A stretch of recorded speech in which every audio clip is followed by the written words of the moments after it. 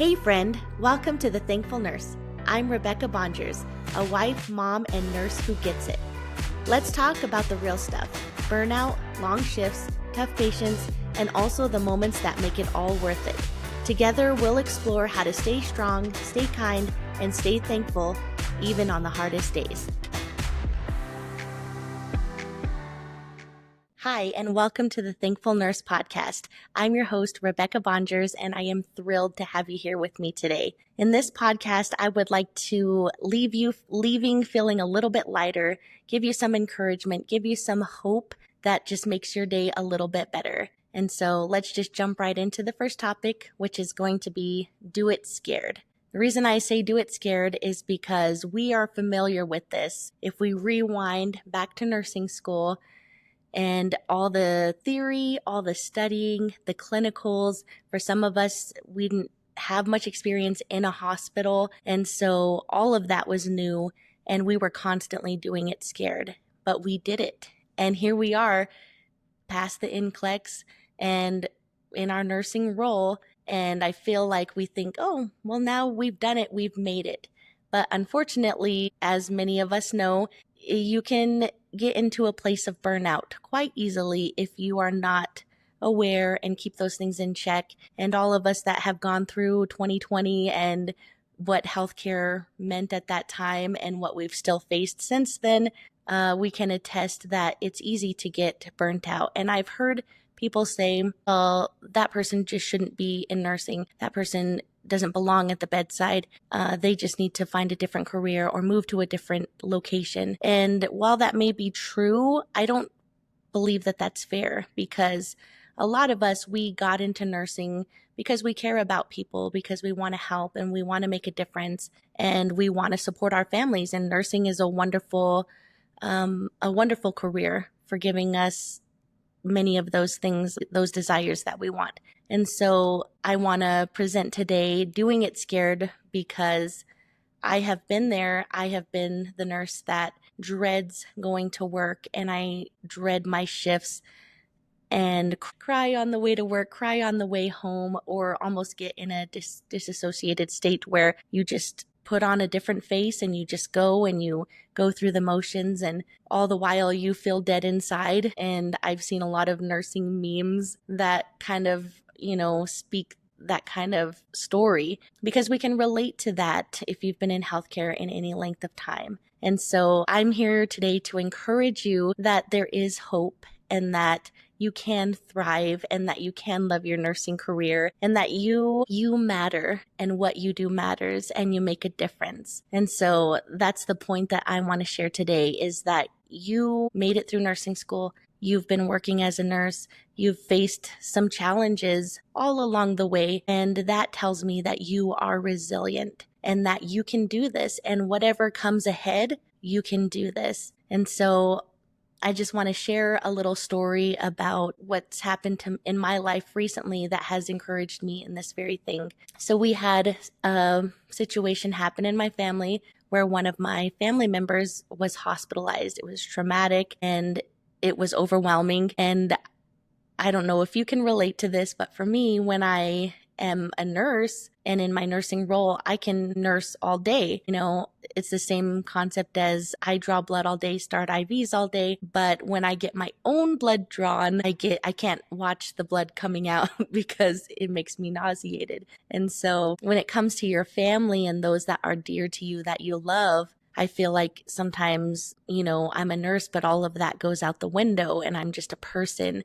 And we were overwhelmed by what had happened, and we actually did not receive discharge instructions, and there was wound care, and there were several other factors, and there was literally no discharge instructions. They had printed a surgeon's note, which didn't give any information about what to do, what to look for. And of course, I know those things as a nurse, but it was different being as a family member and being on the other end of things. And so what I took away from that is when I do have a patient in the emergency department that is discharged, I try to, the place that I work is wonderful. And most of the time people get printed discharge instructions that are clear and easy to understand.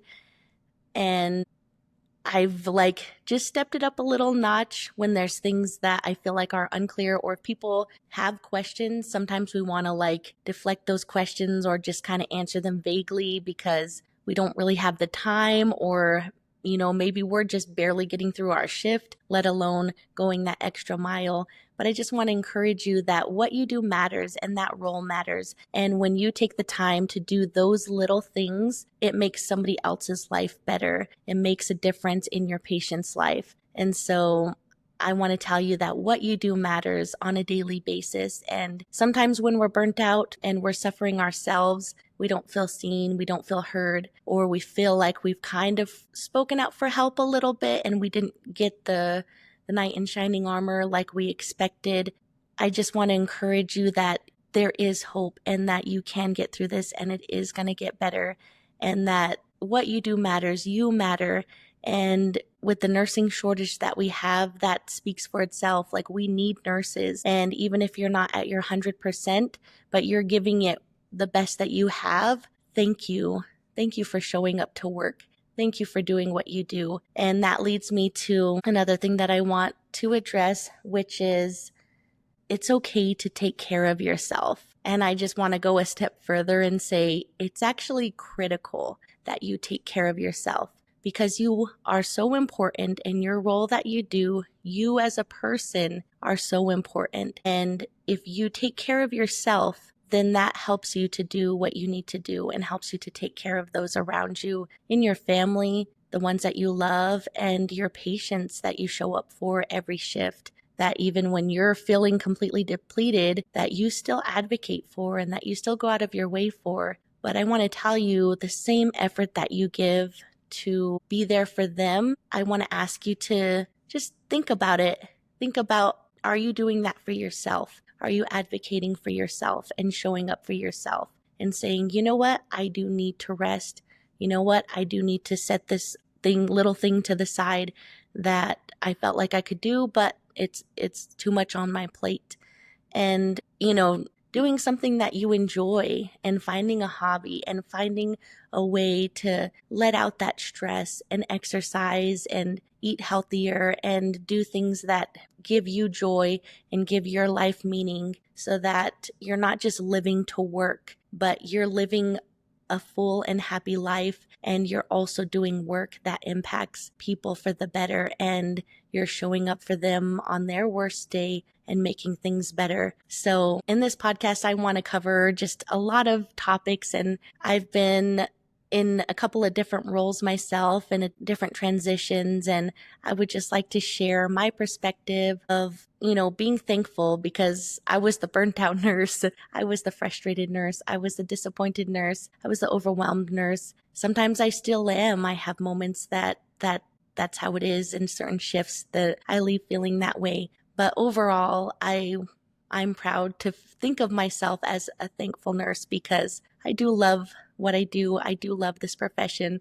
I am thankful that I did get into it, and I wouldn't trade it. And I just want to share my perspective, a little bit of gratitude, share some stories from shifts or just my random thoughts. And I'm hoping that you will listen to this podcast and enjoy it with me at the end of the day or on your commute, or I don't know, I'm an avid podcast listener, and I have a whole range of topics that I listen to, and I do them while I commute and while I clean the house and while I go on a walk or different things. And they've just brought a lot of joy to my life, and I've had people speak encouragement into my life, and I'm hoping to share a little bit of that love with you. So today, I hope you enjoyed this podcast. I want to thank you for giving me your time and attention, and I hope that you have a wonderful and blessed day.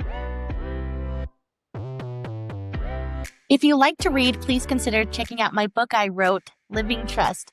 It's a short story about a nurse and her husband who learn about trusting God in the midst of their difficulties.